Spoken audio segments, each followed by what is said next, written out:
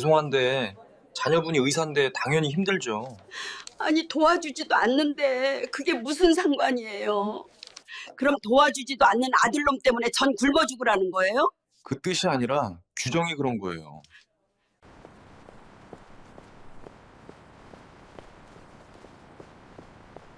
아니 내가 그동안 낸 세금이 얼만데 화나네 정말.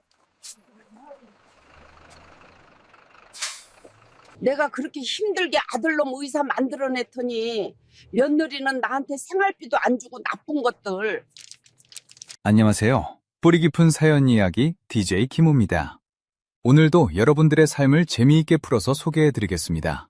구독과 좋아요 하셨나요? 시작하겠습니다. 여러분은 혹시 이런 생각 해보신 적 있으신가요? 자식을 위해 내 모든 것을 쏟아부었는데 정작 내가 힘들 때는 아무도 없다는 생각 말입니다. 국가에서 도움을 받으려 해도 자식이 잘 산다는 이유로 탈락하고 정작 그 자식은 나를 부양하지 않는 상황. 법은 가족이 있다고 하지만 현실에는 아무도 없는 그 순간을 말이죠. 오늘 이야기는 아들을 의사로 만들기 위해 자신의 모든 것을 바친 한 어머니의 이야기입니다. 이혼 재산도, 집도, 노후 준비도 전부 아들의 의대 등록금으로 쏟아부었습니다. 그리고 아들이 성공한 후 받았던 300만 원의 생활비가 결혼 후 끊기면서 벌어지는 일들이죠. 부양 의무자 제도의 맹점, 효도와 의무 사이의 거리, 그리고 66세에 처음으로 자립을 선택한 한 여성의 용기에 대한 이야기입니다. 이 이야기가 여러분께 어떤 의미로 다가올지 모르겠습니다. 하지만 분명한 건 우리 모두가 한 번쯤은 생각해봐야 할 문제라는 점입니다. 지금부터 함께 들어보시죠. 저는 주민센터 창구 앞에 앉아 있었습니다. 손에 든 서류가 땀에 젖어 축축해질 때까지 기다렸죠. 창구 직원은 서류를 한 장 한 장 넘기며 화면을 들여다봤습니다. 그 시간이 참 길게 느껴졌어요. 제 인생이 그 서류 몇 장으로 판단되고 있다는 게 묘하게 서글펐습니다. 어머니는 수급 대상이 아닙니다. 직원은 담담한 목소리로 말했습니다. 예상했던 말이었지만 실제로 듣고 나니 가슴이 철렁 내려앉았어요. 저는 떨리는 목소리로 물었습니다. 왜 안 되는 건가요? 직원은 서류를 넘기며 설명했습니다. 아드님이 의사시잖아요. 부양 의무자 소득이 기준을 초과했습니다. 그 말에 제 손이 멈췄습니다. 부양 의무자. 그 단어가 귀에 맴돌았죠. 저는 아들 며느리한테 10원 한정 안 받습니다. 근데 아들 때문에 수급자가 탈락했다뇨? 그럼 저 같은 사람들은 나가 죽으라는 건가요? 실제로 지원받고 계시는지 여부와는 관계없이 탈락입니다. 법으로 정해진 사항이에요. 저는 조심스럽게 물었습니다. 목소리가 작아지는 게 느껴졌어요. 지금은 한 푼도 안 받고 있는데요? 직원은 난처한 얼굴로 모니터를 보며 말했습니다. 그래도 법은 그렇게 되어 있습니다. 부양 능력이 있다고 판단되면 대상이 아니에요. 그날 저는 처음 알았습니다. 법에는 가족이 있었지만 현실에는 아무도 없다는 걸 말이죠. 법은 제 아들이 저를 부양할 능력이 있다고 말했지만 실제로 그 아들이 저를 부양하는지는 아무도 묻지 않았습니다. 능력과 의지는 다른 것인데 법은 능력만 봤어요. 주민센터를 나서는 길이 참 무거웠습니다. 발걸음이 땅에 붙는 것처럼 느껴졌죠. 버스 정류장까지 걸어가는 동안 머릿속이 복잡했습니다. 며느리가 했던 말이 계속 떠올랐어요. 차라리 수급 신청을 해보라던 그 말이요. 그때는 논리적으로 들렸는데 막상 탈락하고 나니 그 논리가 무색해졌습니다. 버스를 기다리며 주변을 둘러봤습니다. 똑같이 나이 든 어르신들이 보였어요. 누구는 지팡이를 짚고 있었고 누구는 손주를 데리고 있었습니다. 그분들도 저처럼 법의 사각지대에 있는 걸까요? 아니면 자식이 제대로 부양하고 있는 걸까요? 알 수 없었습니다. 집으로 돌아오는 버스 안에서 저는 창밖을 멍하니 바라봤습니다. 서울 거리가 스쳐 지나갔죠. 제가 젊었을 때 이 거리를 얼마나 바쁘게 뛰어다녔는지 모릅니다.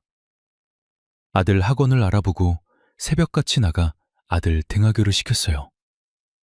그때는 힘들어도 희망이 있었습니다. 아들이 크면 다 나아질 거라고 믿었으니까요. 그런데 지금은 어떤가요? 아들은 잘 됐지만 저는 그대로였습니다. 아니, 오히려 더 나빠졌죠. 주부도 아닌 그저 무직자. 주민센터 서류에 적었던 그 두 글자가 제 40년을 지운 것 같았습니다. 집 앞 골목에 들어서자 익숙한 풍경이 보였습니다. 20년 넘게 살았던 동네였죠. 하지만 이제 이 집도 제 집이 아니었습니다. 아들 명이었으니까요. 현관문을 열고 들어가면서 문득 생각했습니다. 나는 지금 어디에 속한 사람일까? 법은 아들에게 속해 있다고 하는데 아들은 저를 독립된 존재로 보고 있었습니다. 저는 그 사이 어디쯤에 떠 있는 것 같았어요. 거실 소파에 앉아 한참을 멍하니 있었습니다. 해가 지고 어두워지는데도 불을 켜지 않았어요. 어둠 속에서 생각이 깊어졌습니다. 이게 제가 상상했던 노후였을까요? 아들을 의사로 만들면 모든 게 해결될 줄 알았습니다. 하지만 현실은 달랐어요. 아들은 성공했지만 저는 여전히 혼자였습니다. 그날 밤 잠이 오지 않았습니다. 천장을 바라보며 지난 세월을 떠올렸어요. 이혼하던 날, 변호사 사무실에서 도장을 찍던 순간, 집을 팔던 날, 부동산에서 계약서에 서명하던 순간, 금반지를 전당포에 맡기던 순간들이 주마등처럼 스쳐 지나갔습니다. 그 모든 선택이 과연 옳았을까요?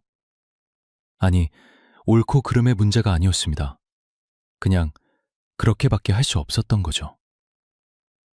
부양의무자라는 단어가 계속 머릿속을 맴돌았습니다. 의무. 그 단어가 참 묘하게 들렸어요. 제가 아들을 키울 때는 의무라고 생각하지 않았습니다. 당연한 일이었죠. 그런데 아들이 저를 돌보는 건 의무로 규정되어 있었습니다. 그리고 그 의무조차 강제되지 않았어요. 법은 아들에게 능력이 있다고만 할 뿐 실제로 저를 부양하라고 강요하지 않았습니다. 새벽이 되어서야 잠이 들었습니다. 꿈에서도 주민센터 창구가 보였어요. 직원이 계속해서 말했습니다. 탈락입니다. 탈락입니다. 그 말이 메아리처럼 울렸습니다. 아들이 의사가 됐을 때 저는 정말 행복했습니다. 수련회 시절 첫 월급을 받고 와서 제 통장에 300만 원을 넣어줬을 때 그 기쁨이란 말이죠. 통장을 정리하면서 그 숫자를 보는데 눈물이 났어요. 이게 바로 보상이구나 싶었습니다. 매달 300만 원씩 들어오는 돈은 단순한 생활비가 아니었습니다. 제 인생의 보상이라고 믿었죠. 아니, 보상이어야 한다고 스스로를 설득했습니다. 그 돈으로 병원도 다니고 가끔 친구들과 밥도 먹었어요. 처음으로 제 삶을 누리는 것 같았습니다. 이혼할 때 받은 재산 분할금이 8천만 원이었습니다. 당시로서는 큰 돈이었죠. 변호사가 그 돈을 어디에 쓸 거냐고 물었을 때 저는 망설임 없이 대답했습니다. 아들 공부시킬 겁니다. 변호사는 잠깐 저를 바라봤습니다. 그 눈빛이 무슨 뜻인지 그때는 몰랐어요. 지금 생각해보면 아마 말리고 싶었던 것 같습니다. 본인 노후도 생각하라고 말이죠. 하지만 저는 그 말을 듣지 않았습니다. 아니, 듣고 싶지 않았어요. 8천만 원 중 6천만 원이 의대 등록금으로 나갔습니다. 나머지 2천만 원도 아들 자취방 보증금과 생활비로 스르르 녹아 없어졌죠. 그 과정이 전혀 아깝지 않았습니다. 오히려 뿌듯했어요. 이 돈이 제대로 쓰이고 있다는 확신이 있었으니까요. 아들은 정말 열심히 공부했습니다. 방학 때도 집에 잘 오지 않았어요. 도서관에서 살다시피 했죠. 가끔 전화하면 피곤한 목소리로 말했습니다. 엄마, 나 정말 열심히 하고 있어. 꼭 성공할게. 그 말 한마디면 충분했습니다. 저는 더 이상 아무것도 바라지 않았어요. 집도 줄였습니다. 30평대 아파트에서 15평 빌라로 이사했죠. 짐을 정리하면서 버린 물건들이 참 많았습니다. 결혼할 때 받았던 이불, 아들 어렸을 때 입혔던 옷, 남편과 찍었던 사진들, 그 모든 걸 버리면서 과거를 정리하는 기분이었어요. 금반지도 팔았습니다. 시어머니한테 받았던 돌반지였죠. 20년 넘게 간직하고 있었는데 그것도 결국 전당포로 갔습니다. 전당포 주인이 물었어요. 이거 다시 찾으실 거예요? 저는 고개를 저었습니다. 아니요, 그냥 파는 겁니다. 반지를 건네주면서 묘한 해방감이 들었어요. 이제 과거에 얽매일 게 하나도 없다는 기분이었습니다. 제 노후 준비는 아예 생각하지 않았습니다. 국민연금도 최소 가입 기간을 채우지 못해서 받을 수 없었어요. 이혼 후 일용직으로 여기저기 떠돌아다니다 보니 제대로 가입할 기회가 없었습니다. 그냥 아들이 잘 되면 저도 잘 될 거라고 믿었죠. 주변 사람들은 말렸습니다. 언니가 전화해서 말했어요. 너 그러다가 나중에 후회한다. 저는 웃으며 대답했습니다. 내 아들인데 뭘 후회해. 잘 될 거야. 친구도 걱정했습니다. 자식은 자식 인생이 있어. 네 노후는 네가 챙겨야지. 하지만 저는 듣지 않았습니다. 제 선택이 옳다고 믿었으니까요. 아들이 전공의가 되고 전문의가 되는 과정을 지켜보는 게 제 유일한 낙이었습니다. 하얀 가운을 입은 아들 사진을 받으면 핸드폰 배경화면으로 설정했어요. 친구들한테 자랑도 했죠. 우리 아들 의사야. 그 말을 할 때마다 가슴이 뿌듯했습니다. 그래서 300만 원은 고마움이 아니라 흐름이라고 생각했습니다. 제가 쏟아부은 것들이 돌아오는 자연스러운 과정이라고 믿었죠. 투자와 회수. 그런 것처럼 느껴졌어요. 물론 그 생각이 얼마나 순진한 것이었는지는 나중에 깨달았습니다. 어느 날 아들이 여자친구를 소개했습니다. 약사였어요. 예쁘고 똑똑해 보였습니다. 처음 만난 자리에서 그 여자는 공손했죠. 저를 어머님이라고 부르며 존댓말을 했습니다. 저는 그 모습이 마음에 들었어요. 우리 아들 잘 부탁해요. 그렇게 말하면서 안심했습니다. 좋은 며느리를 만난 것 같았으니까요. 하지만 그것도 착각이었다는 걸 나중에 알게 됐습니다. 사람은 결혼 전과 후가 다르다는 말이 괜히 있는 게 아니었어요. 결혼식 날 저는 정말 행복했습니다.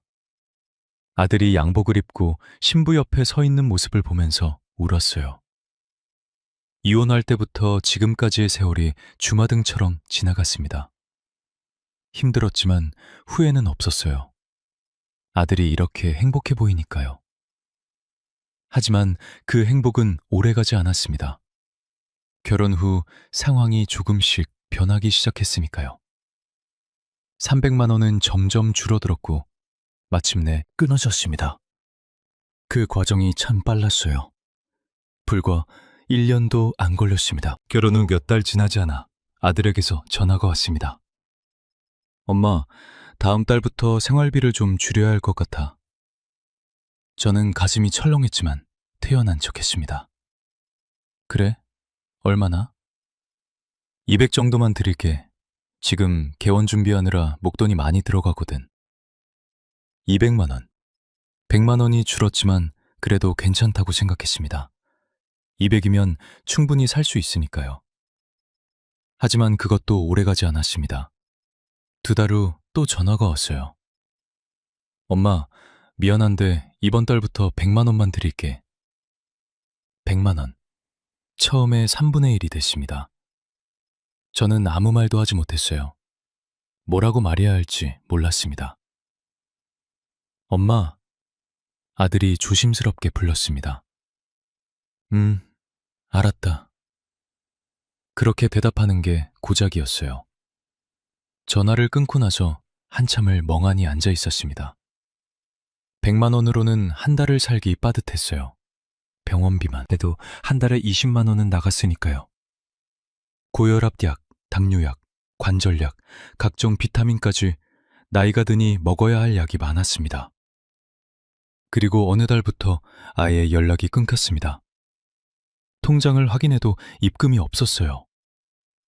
한 달, 2달이 지났지만 아들은 말이 없었습니다. 제가 먼저 연락하기가 망설여졌어요. 돈 때문에 연락하는 것처럼 보일까봐 걱정됐습니다. 결국 3개월째 되던 날 전화를 걸었습니다. 아들아, 요즘 어떻게 지내니? 아, 엄마, 바빠서 연락 못했어. 미안해. 목소리가 피곤해 보였습니다. 그래, 몸 조심해라. 더 이상 말을 잇지 못했어요. 생활비 이야기를 꺼내야 하는데 입이 떨어지지 않았습니다. 며칠 후 며느리에게서 전화가 왔습니다. 어머님, 잠깐 시간 괜찮으세요? 차분한 목소리였습니다. 그래? 무슨 일이니? 사실 어머님께 말씀드릴 게 있어서요. 집으로 가도 될까요? 불길한 예감이 들었습니다. 며느리가 집에 왔을 때 혼자였습니다. 아들은 같이 오지 않았어요. 그것부터 이상했습니다. 어머님, 커피 좀 사왔는데 한 잔 드릴까요? 며느리는 정중했습니다. 하지만 그 정중함이 오히려 더 불편했어요. 아니, 됐다. 무슨 일인지 말해봐라. 며느리는 잠시 망설이다 말했습니다. 어머님, 솔직히 말씀드리면 매달 300만 원은 저희한테 부담이 컸어요. 부담. 그 단어가 귓가에 맴돌았습니다. 저희도 대출이 많고 개원 준비 중이에요. 현금 흐름을 정리해야 해요. 현금 흐름. 경제 용어를 쓰는 며느리의 말투가 낯설었습니다. 그래서 말씀드리기 정말 어려운데요. 며느리는 21번 크게 쉬었습니다. 차라리 어머님께서 수급 신청을 해보시는 게 어떨까요? 수급. 그 말을 듣는 순간 얼굴이 화끈거렸습니다. 수급이라니? 제 목소리가 떨렸어요. 어머님, 오해하지 마세요. 부끄러운 게 아니에요. 어머님도 세금 내셨잖아요. 권리로 받는 거예요. 권리. 며느리는 계속 논리적인 단어들을 사용했습니다. 저희 돈에 의존하는 것보다 제도를 활용하는 게 더 안정적일 수 있어요. 저희 상황도 언제 어떻게 될지 모르잖아요. 며느리의 말은 차분했습니다. 감정이 섞이지 않은 목소리였어요. 마치 환자에게 설명하듯 또박또박 말했습니다. 저는 아무 말도 하지 못했습니다. 뭐라고 반박해야 할지 몰랐어요. 며느리의 논리는 완벽했습니다. 생각해 보세요, 어머님. 며느리는 그렇게 말하고 일어났습니다. 혼자 남은 거실이 너무 넓게 느껴졌습니다. 며느리가 앉았던 소파 쿠션이 아직 눌려 있었어요. 그 자리를 바라보며 한참을 생각했습니다. 수급자. 그 말이 계속 머릿속을 맴돌았어요. 제가 일생 동안 세금을 냈습니다. 20년 넘게 일하면서 성실하게 냈죠. 그런데 그걸 돌려받으려니 왜 이렇게 부끄러운 걸까요? 며칠을 고민했습니다. 밤에 잠이 안 와서 천장만 바라봤어요. 며느리의 말이 맞는 것 같기도 했습니다. 아들 부부한테 계속 손 벌리는 것보다 제도를 이용하는 게 나을 수도 있겠다고 생각했죠. 어느 순간 저는 스스로를 설득하고 있었습니다. 그래, 배운 사람 말이 맞겠지. 약사인데 나보다 훨씬 많이 알겠지. 며느리가 나쁜 마음으로 한 말은 아닐 거야. 이렇게 스스로에게 말했습니다. 그렇게 일주일이 지나고 저는 결국 주민센터에 갔습니다. 창구 앞에 앉아서 서류를 작성할 때 손이 떨렸어요. 직업란에 무직이라고 적는 순간이 제일 힘들었습니다. 그 두 글자가 제 40년을 지우는 것 같았어요. 한 달 후 주민센터에서 우편이 왔습니다. 손이 떨려서 봉투를 뜯는데 시간이 걸렸어요. 결과는 예상했지만 실제로 보니 가슴이 답답했습니다. 기초생계급여 탈락, 기초의료급여 탈락. 사유는 부양의무자 소득기준 초과였습니다. 아들의 병원 수입이 기준을 넘었다는 거였죠. 그런데 기초주거급여는 조금 달랐어요. 부양의무자 기준이 폐지돼서 적합은 되었다고 나왔습니다. 저는 희망을 가지고 다시 주민센터에 전화했습니다. 주거급여는 받을 수 있는 거죠? 직원의 목소리가 미안해 보였습니다. 어머님, 지금 거주하시는 집이 아드님 명의시죠? 네, 그런데요. 무상으로 거주하고 계시잖아요. 그런 경우에는 정부 지원이 없습니다. 그게 무슨 말인가요? 임대료를 내지 않으시니까 지원할 게 없다는 뜻이에요. 주거급여는 자격은 있지만 금전적 지원은 없는 거예요. 전화를 끊고 나서 한참을 멍하니 있었습니다. 아들 명의 집에 살고 있어서 지원되는 금액이 한 푼도 없다니. 그럼 저는 어떻게 해야 하는 걸까요? 나가서 월세를 살아야 주거급여를 받을 수 있다는 건가요? 머릿속이 복잡했습니다. 생계급여와 의료급여는 아들 소득 때문에 탈락이고 주거급여는 무상거주 때문에 탈락이었어요. 결국 저는 아무것도 받을 수 없었습니다. 며느리에게 전화했습니다. 수급 신청했는데 전부 탈락됐어. 며느리는 잠시 침묵하다 말했습니다. 아, 그러셨구나. 그럼 어쩔 수 없네요. 어쩔 수 없다. 그 말이 참 쉽게 나왔습니다. 어머님, 죄송하지만 저희도 지금은 정말 어려워요. 조금만 기다려주세요. 기다리라는 말만 남기고 전화는 끊어졌습니다. 그날 깨달았습니다. 부양 의무자는 존재하지만 부양은 강제되지 않는다는 것을 말이죠. 법은 아들이 저를 부양할 능력이 있다고 판단했습니다.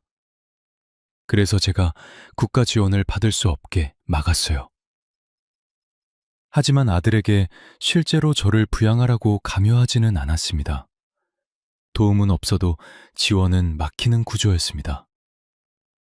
저는 그 사이에 끼어서 어느 쪽도 받을 수 없었어요. 법은 가족이 있다고 적었지만 현실은 혼자였습니다. 통장 잔액을 확인했습니다. 200만 원이 남아 있었어요. 이 돈으로 얼마나 버틸 수 있을까요? 한 달, 두 달? 계산해봐도 답이 나오지 않았습니다. 병원비를 아끼기 시작했습니다. 약을 먹는 횟수를 줄였어요. 하루 3번 먹어야 하는 약을 2번만 먹었습니다. 혈압약도 격일로 먹었죠. 몸이 안 좋아지는 게 느껴졌지만 어쩔 수 없었습니다. 식비도 줄였습니다. 하루 2끼만 먹었어요. 점심을 거르고 아침과 저녁만 먹었습니다. 반찬도 단순해졌죠. 김치와 달걀이 전부였어요. 마트에 가면 물건 가격을 보며 한참을 고민했습니다. 이걸 사야 하나 말아야 하나. 예전에는 생각도 안 하던 고민이었어요. 필요한 건 그냥 샀었는데 이제는 모든 게 사치처럼 느껴졌습니다. 친구들과의 모임도 끊었습니다. 커피 한 잔이 5,000원이었어요. 그 돈이 아까웠습니다. 친구가 전화하면 핑계를 댔죠. 요즘 몸이 안 좋아서 못 나가겠어. 거짓말이었습니다. 사실은 돈이 없어서 나갈 수 없었어요. 점점 세상과 단절되는 기분이었습니다. 집 안에만 있으니 사람들을 만날 일도 없었고 나갈 곳도 없었어요. 하루 종일 텔레비전만 보다가 잠들었습니다. 어느 날 거울을 보고 깜짝 놀랐습니다. 제 얼굴이 많이 늙어 있었어요. 불과 몇 달 사이에 주름이 깊어지고 머리카락도 많이 빠졌습니다. 이게 제 모습인가 싶어서 한참을 거울을 바라봤어요. 밤에 잠이 안 올 때가 많았습니다. 천장을 보며 생각했죠. 내가 뭘 잘못한 걸까? 아들을 키운 게 잘못인가? 전 재산을 쏟아부은 게 잘못인가? 아니면 내 노후를 준비하지 않은 게 잘못인가? 답이 나오지 않았습니다. 그냥 그렇게 살았을 뿐인데 왜 이렇게 된 건지 이해가 안 됐어요. 더 이상 버틸 수 없다는 생각이 들었습니다. 통장에 남은 돈은 이제 50만 원도 안 됐어요. 저는 결국 아들 집을 찾아갔습니다. 초인종을 누르는 손이 떨렸습니다. 며느리가 문을 열었어요. 어머님, 갑자기 무슨 일이세요? 저는 현관에 서서 말했습니다. 아들 있니? 네, 안에 있어요. 들어오세요. 거실에 들어가니 아들이 소파에 앉아 있었습니다. 저를 보고 일어섰어요. 엄마, 왜 연락도 안 하고 왔어? 너희 때문에 내가 수급 탈락했단다. 제 목소리가 떨렸습니다. 아들은 잠시 침묵했습니다. 며느리가 대신 말했어요. 어머님, 그건 저희가 탈락시킨 게 아니에요. 제도가 그런 거잖아요. 제도든 뭐든 결과는 똑같아. 나는 아무것도 받을 수 없어. 며느리는 차분했습니다. 저희도 어렵다는 거 아시잖아요. 개원 준비하느라 대출도 엄청나게 받았어요.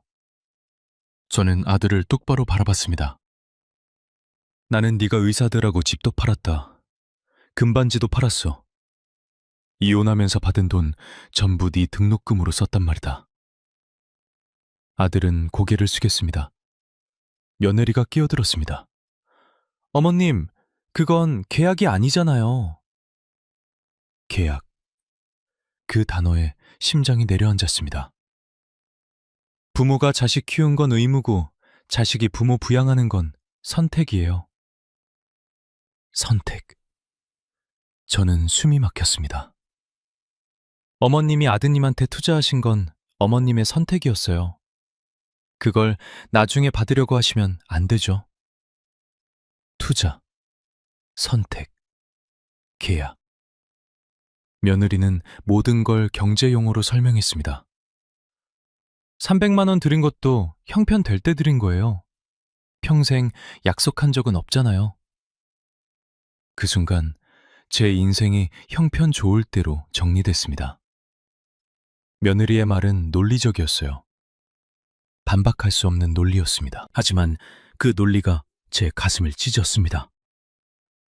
그럼 나는 뭐가 되는 거니? 제 목소리가 작아졌습니다. 어머님은 어머님이세요. 하지만 저희는 저희 가정이 있어요. 며느리는 단호했습니다. 효도는 의무가 아니에요. 마음에서 우러나와야 하는 거죠. 강요할 수 없어요. 강요할 수 없다. 그 말이 맞았습니다. 법도 강요하지 않았으니까요. 부양 능력만 따질 뿐 실제 부양은 강요하지 않았습니다. 저는 아들에게 물었습니다.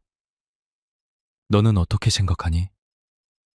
아들은 한참을 침묵했습니다. 입을 열었다 닫았다를 반복했어요. 결국 말했습니다. 엄마, 나도 가장이야. 이해해줘.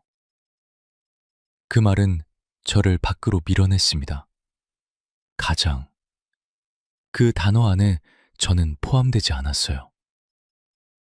그래, 이제 엄마는 짐이겠지.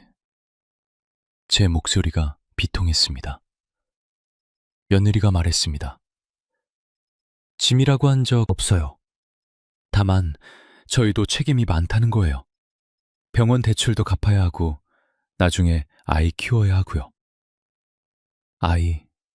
며느리는 앞으로의 계획까지 이야기했습니다. 그 계획 안에 저는 없었어요. 저는 조용히 말했습니다. 능력 있다고 법에 적혀 있지만 실제로는 안 도와주는 게 지금 현실 아니냐? 아들은 아무 말도 하지 못했습니다. 그 침묵이 답이었어요. 며느리가 덧붙였습니다. 저희가 도와드리고 싶은 마음은 있어요. 하지만 지금은 정말 여유가 없어요. 조금만 기다려주시면 안 될까요? 기다리라는 말. 그 말을 벌써 몇 번째 듣는 건지 모르겠습니다. 저는 일어났습니다. 알았다. 더 이상 너희한테 손 안 벌릴게. 아들이 불렀습니다. 엄마! 하지만 저는 돌아보지 않았습니다. 현관문을 열고 나왔어요. 현관을 나서는데 뒤에서 목소리가 들렸습니다. 문이 완전히 닫히지 않아서 문틈 사이로 소리가 새어나왔어요. 저는 그 자리에 얼어붙었습니다. 엄마한테 아까 너무 심하게 말한 거 아니야? 아들의 목소리가 터져 나왔습니다. 떨리는 목소리였어요. 그럼 300 다시 보낼 거야? 며느리의 목소리도 높아졌습니다. 그래도 그렇게까지 말해야 했어? 아들의 숨소리가 거칠었습니다. 엄마가 집 팔아서 나 의사 만든 거 당신도 알잖아. 그걸 계약 아니라고 말하는 게 맞아? 잠시 정적이 흘렀습니다. 저는 숨도 쉬지 않고 귀를 기울였어요. 며느리의 목소리가 낮아졌습니다. 나도 알아. 그래서 말하기가 더 힘들었어. 그런데 왜 그렇게 말한 거야? 안 그러면 끝이 없잖아. 어머님은 계속 요구하실 거고 우리는 계속 줘야 하고. 그래도 아들은 한참을 말이 없었습니다. 그걸 선택이라고 말한 순간 나도 같이 작아졌어. 그 말에 제 눈이 뜨거워졌습니다. 아들도 힘들었구나. 그 사실이 가슴을 쳤어요. 며느리가 말했습니다. 당신도 알잖아. 개원하면 돈이 얼마나 드는지. 지금 우리 통장 보면 마이너스야. 대출 이자만 한 달에 400이야. 그래도 엄마한테 그렇게까지. 그럼 어떡해? 우리 애 낳으면 어떡하고.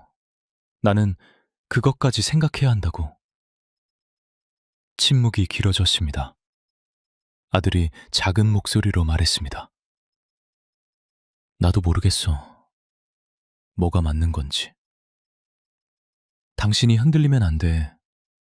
지금 우리가 버텨야 나중에 여유 생기면 도와드릴 수 있어. 나중에 언제인데. 모르지. 하지만 지금은 아니야.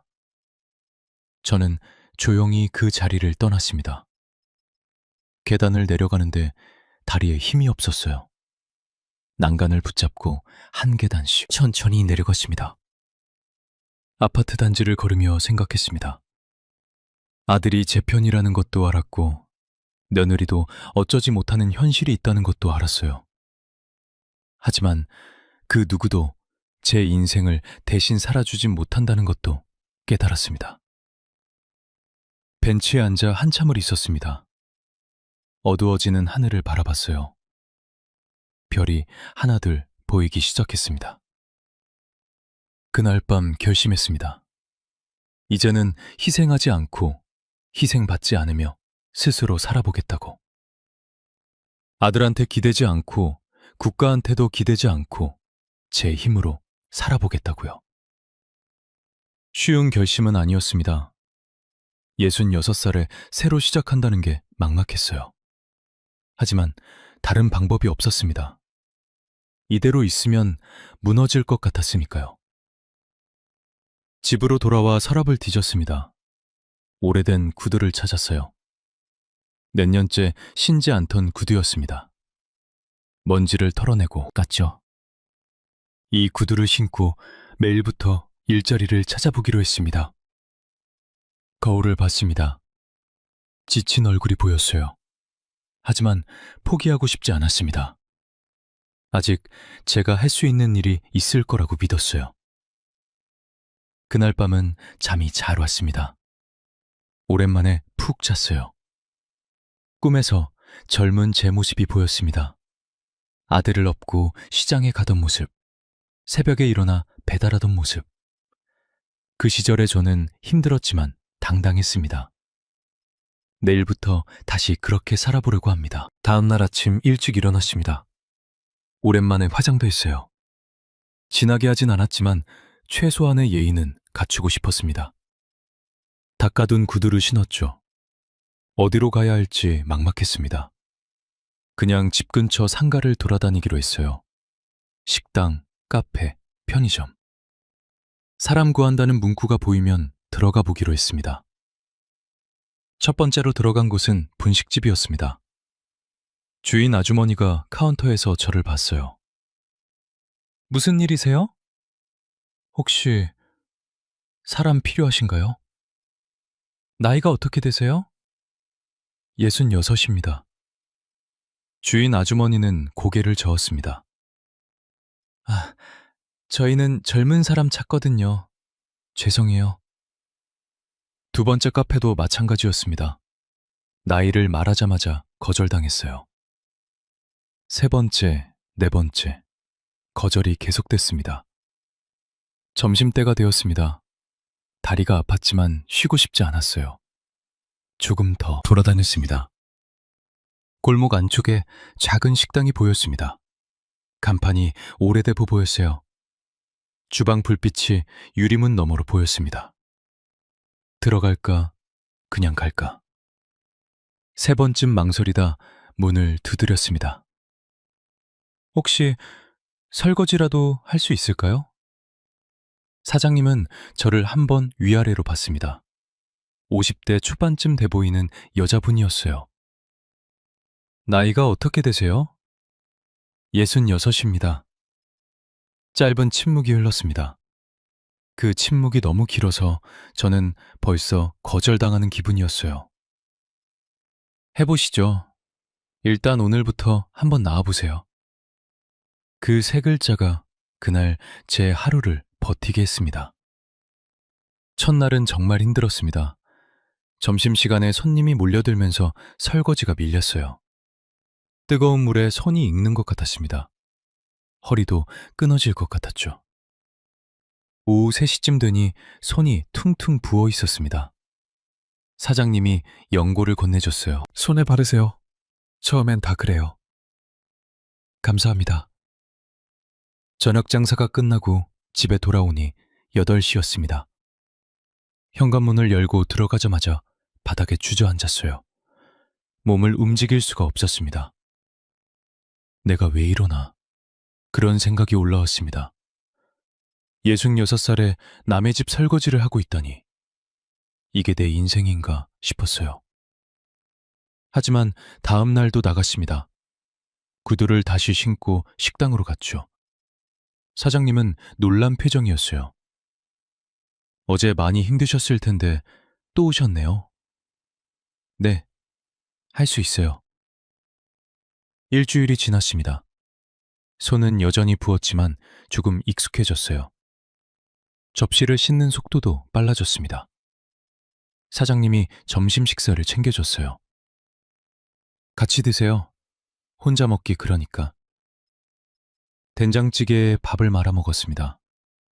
오랜만에 제대로 된 식사였어요. 눈물이 날 것 같았습니다. 2주가 지나자 몸이 적응했습니다. 이제는 저녁에 집에 와도 바로 쓰러지지 않았어요. 샤워도 할 수 있었습니다. 3주째 되던 날 사장님이 물었습니다. 어머님, 여기서 계속 일하실 거예요? 네, 괜찮으시다면요. 그럼 월급 200 드릴게요. 괜찮으세요? 200만 원. 제 손으로 버는 첫 월급이었습니다. 감사합니다. 한 달이 지났습니다. 사장님이 봉투를 건넸어요. 수고하셨어요. 일 정말 깔끔하게 하시네요. 이 나이에 이렇게 책임감 있는 분 드물어요. 그 말을 듣는 순간 가슴이 울렸습니다. 수십 년을 살면서 제 이름으로 칭찬받은 게 언제였던가. 엄마로, 아내로, 뒷바라지하는 사람으로만 불리다가 처음으로 일 잘하는 사람이 됐습니다. 봉투를 열었습니다. 200만 원이 들어있었어요. 제 이름이 적힌 월급이었습니다. 그 어떤 돈보다 당당했어요. 그건 효도가 아니라 제 노동이었습니다. 처음으로 저 자신으로 번 돈이었어요. 집에 와서 통장에 입금했습니다. 통장 정리를 하면서 입금 내역을 봤어요. 입금인은 제 이름이었습니다. 아들 이름이 아니라 제 이름이요. 그날 밤 오랜만에 푹 잤습니다. 꿈도 꾸지 않았어요. 그냥 깊은 잠에 빠졌습니다. 일어났을 때 몸은 피곤했지만 마음은 가벼웠습니다. 다음 날도 출근했습니다. 이제는 제 일과가 생겼어요. 아침 10시에 출근해서 오후 8시에 퇴근했습니다. 점심시간과 저녁시간이 바쁘고 그 사이는 한가했죠. 한가한 시간에 사장님과 이야기를 나눴습니다. 사장님도 혼자 식당을 운영하고 있었어요. 남편과 이혼한 후 15년째 혼자 살고 있다고 했습니다. 저도 처음엔 막막했어요. 애들 키우면서 식당까지 하려니까. 지금은 어떠세요? 이제 괜찮아요. 애들 다 컸고 저도 익숙해졌으니까. 사장님의 이야기를 들으며 위안을 받았습니다. 저만 힘든 게 아니구나. 다들 이렇게 살아가는구나. 2달째가 됐습니다. 이제는 완전히 익숙해졌어요. 설거지뿐만 아니라 간단한 밑반찬 준비도 도왔습니다. 사장님이 믿고 맡겼죠. 어머님 손맛이 좋으시네요. 나물무침 맛있어요. 그 말에 뿌듯했습니다. 제 능력을 인정받는 기분이었어요. 3개월째 되던 어느 날 아들에게서 전화가 왔습니다. 엄마, 요즘 어떻게 지내세요? 오랜만에 듣는 아들 목소리였습니다. 그냥 지낸다. 제가 집에 한번 가도 될까요? 오너라. 다음 날 아들이 찾아왔습니다. 혼자 왔어요. 현관에서 저를 보더니 놀란 표정을 지었습니다. 엄마, 얼굴이 좋아 보이세요. 그래? 실제로 거울을 볼 때마다 느꼈습니다. 얼굴에 생기가 돌았어요. 일하면서 규칙적으로 식사하고 움직이니까 건강해진 것 같았습니다. 아들은 거실에 앉아 한참을 말이 없었습니다. 무슨 말을 하려는지 알 것 같았어요. 엄마, 죄송했어요. 아들의 목소리가 떨렸습니다.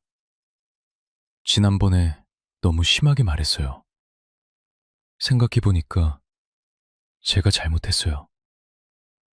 됐다. 다시 용돈 드릴게요. 매달은 힘들어도 조금씩이라도 드릴게요. 저는 고개를 저었습니다. 필요 없다. 엄마는 이제 엄마 몫으로 산다. 아들은 멍하니 저를 바라봤습니다. 무슨 말씀이세요? 일 시작했다. 식당에서 설거지하고 있어. 엄마가요? 왜? 이상하니? 아니, 그게 아니라... 아들은 당황한 표정이었습니다. 그럴 필요 없잖아요. 제가 드릴게요. 네 돈은 네가 쓰렴. 엄마는 엄마 돈이 있다. 제 목소리는 단호했습니다. 엄마. 아들은 당함을 저를 바라보다 그냥 안았습니다. 말은 없었어요. 저도 아무 말 하지 않았습니다. 그걸로 충분했습니다. 아들의 품에서 오랜만에 눈물이 났습니다. 하지만 슬픈 눈물은 아니었어요. 뭔가 정리되는 기분이었습니다. 엄마, 나중에라도 도와드릴게요. 지금은 정말 여유가 없어서. 됐다. 나중 생각은 나중에 해라. 지금은 네 일 열심히 하고. 아들은 울고 있었습니다. 어깨에 얼굴을 묻고 소리 없이 울었어요. 그 모습이 어렸을 때 같았습니다. 엄마는 괜찮다. 걱정하지 마라. 그렇게 말하면서 아들 등을 쓰다듬었습니다. 아들이 돌아간 후 저는 한참을 창밖을 바라봤습니다. 해가 지고 있었어요. 붉은 노을이 아름다웠습니다. 66세에 처음으로 저는 기대 대신 독립을 선택했습니다.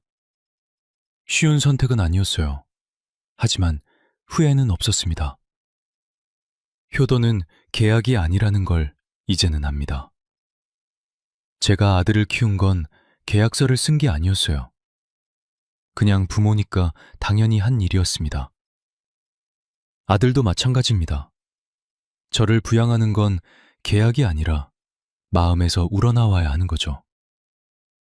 존중은 계산으로 남지 않는다는 것도 깨달았습니다. 300만 원을 받을 때 저는 존중받는다고 생각했어요. 하지만 그건 존중이 아니라 거래였습니다. 진짜 존중은 제가 스스로 번 200만 원에서 느꼈습니다. 다음 날 출근했습니다. 사장님이 웃으며 맞이했어요. 어머님, 오늘 새 메뉴 만들 건데 맛 좀 봐주세요. 그러죠. 주방에서 함께 음식을 만들었습니다. 된장을 풀고 두부를 넣고 파를 썰었어요. 손놀림이 익숙해진 게 느껴졌습니다. 점심시간이 되자 손님들이 들어왔습니다. 설거지를 하면서 주방 밖을 봤어요. 손님들이 밥을 먹으며 이야기하고 있었습니다. 평범한 일상이었죠. 저도 이제 그런 일상 속에 있습니다. 특별할 것 없는 하루하루를 살아가고 있어요. 하지만 이 평범함이 제게는 귀합니다. 저녁 장사가 끝나고 설거지를 마쳤습니다. 마지막 접시를 닦으며 생각했어요. 내일도 이렇게 살겠구나. 모레도, 다음 주도. 그 생각이 무겁지 않았습니다. 오히려 안정적으로 느껴졌어요. 퇴근하면서 사장님이 말했습니다. 어머님, 내일 봐요. 네, 내일 봐요. 밖은 어두웠습니다. 가로등 불빛이 골목을 밝혔어요. 집까지 걸어가는 길이 익숙했습니다. 냉장고를 열고 반찬을 꺼냈습니다.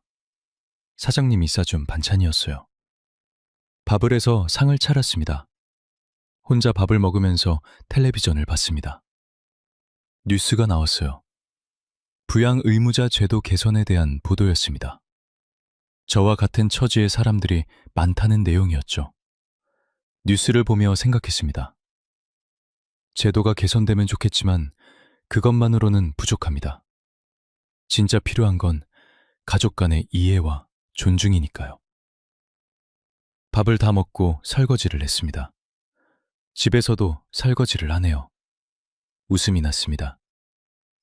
잠자리에 들면서 내일 할 일을 생각했습니다. 출근하고 점심 장사하고 저녁 장사하고 퇴근하기. 단순한 일과였지만 제게는 의미 있었어요. 눈을 감았습니다.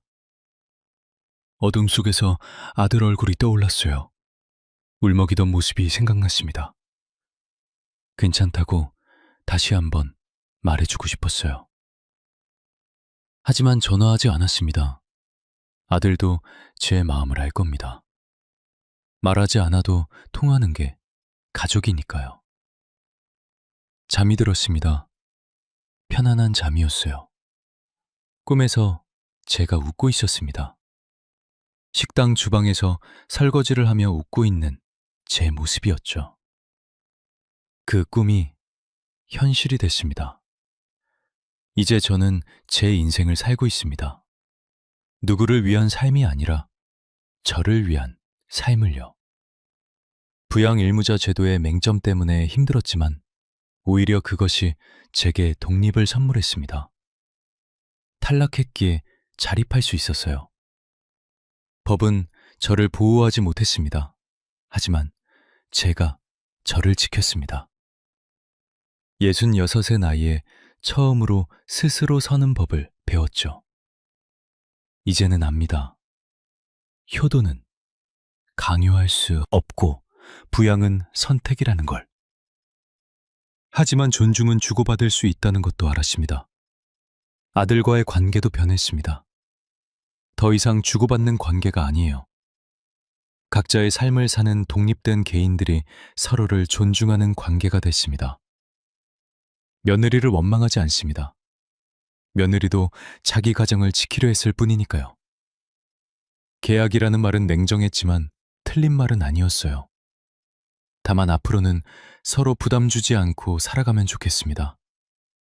제가 독립적으로 살 수 있다는 걸 보여줬으니까요. 새벽에 잠깐 깼습니다. 화장실에 다녀오는 길에 창문을 봤어요. 별이 보였습니다. 오랜만에 본 별이었죠. 예쁘다고 생각하며 다시 잠자리에 들었습니다.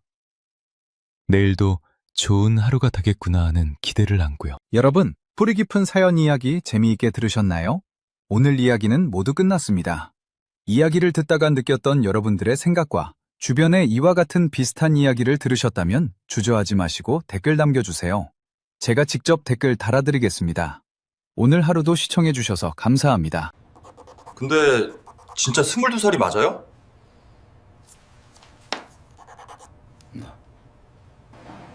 제가 10대 때부터 노가다만 해서 확 싸갔어요. 고생을 많이 했나 보네. 서류 작성은 끝나셨어요. 중국에서 오신 거예요? 부모님이 조선족이세요. 안녕하세요. 뿌리 깊은 사연 이야기 DJ 키모입니다. 오늘도 여러분들의 삶을 재미있게 풀어서 소개해드리겠습니다. 구독과 좋아요 하셨나요?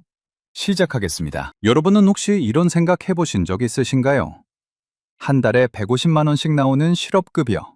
부족하지만 그래도 이거라도 없으면 살 수 없었던 경험 말입니다. 저는 법을 어긴 게 아니고 가족을 위해 일한다고 스스로를 설득했습니다. 그저 제도를 이해하고 활용했을 뿐이라고 믿었죠. 하지만 제도를 이해한다는 것과 제도를 악용한다는 것 사이의 경계는 생각보다 얇았습니다. 가장으로서 가족을 먹여 살려야 한다는 책임감, 그 무게가 때로는 잘못된 선택으로 이끌기도 합니다. 실업급여로도 부족했던 생활비, 그 과정에서 저는 제가 영리한 사람이라고 착각했습니다. 하지만 결국 깨달았죠. 진짜 영리함은 정직함에서 나온다는 것을요. 지금부터 이야기를 들려드리겠습니다. 서울 대림동에서 하루하루 버티며 살아온 한 조선족 가장의 이야기입니다. 여러분도 혹시 비슷한 유혹에 흔들리고 계신다면 제 경험이 작은 나침반이 되었으면 합니다. 지금부터 함께 보시죠. 휴대폰 진동이 울렸습니다.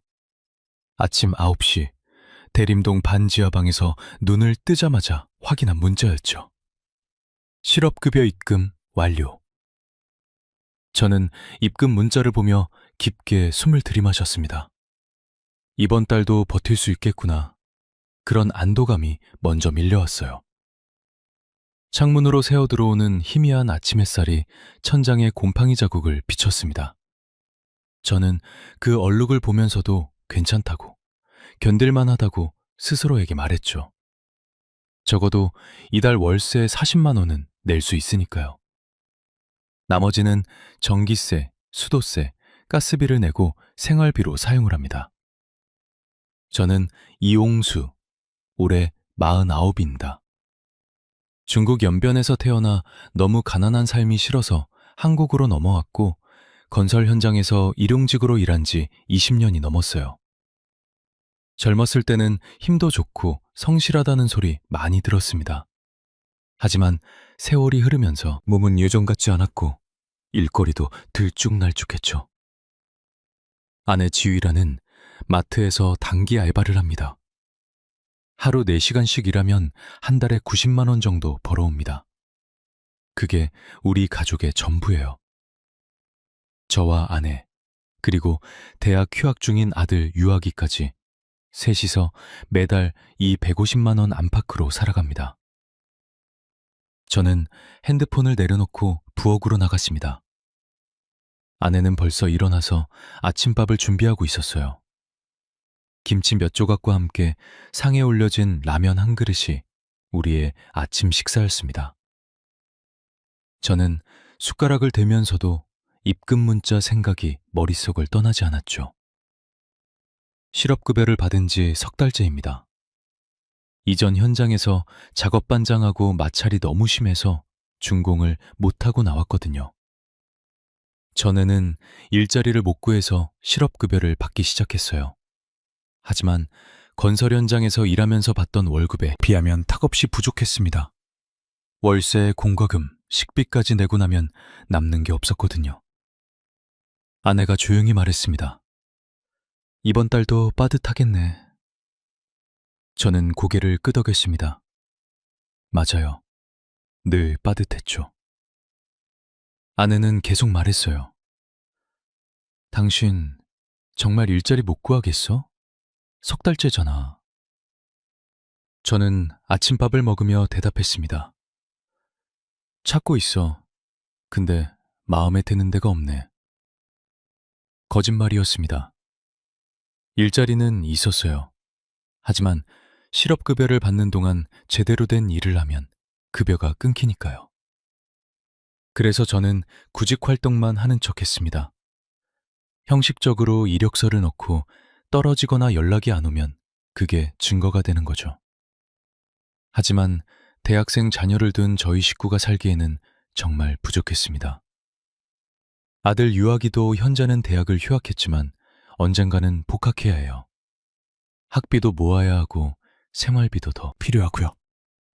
저는 고민에 빠졌습니다. 어떻게 하면 실업급여를 받으면서 돈을 더 벌 수 있을까? 며칠 후 저는 옛 동료한테서 전화를 받았습니다. 옹수야, 요즘 뭐해? 실업급여 받으면서 쉬고 있어. 아, 그래? 근데 우리 현장에 일손이 부족한데 하루 이틀 정도 나올 수 있어? 저는 망설였습니다. 실업급여 받는 동안 일하면 안 되거든요. 신고해야 하고 그러면 급여가 깎이거나 끊길 수 있어요. 하지만 동시에 유혹도 느껴졌습니다. 하루 이틀 일하면 20만 원은 벌 텐데요. 신고 안 하면 되는 거 아니야? 동료가 웃으며 말했습니다. 누가 알겠어. 현금으로 주면 되지. 저는 그때 처음 생각했습니다. 들키지만 않으면 괜찮지 않을까? 실업급여는 계속 받고 몰래 일해서 돈을 더 벌면 되잖아요. 하지만 문제가 있었어요. 제 이름으로 일하면 고용보험에 가입되니까 들통나는 거죠.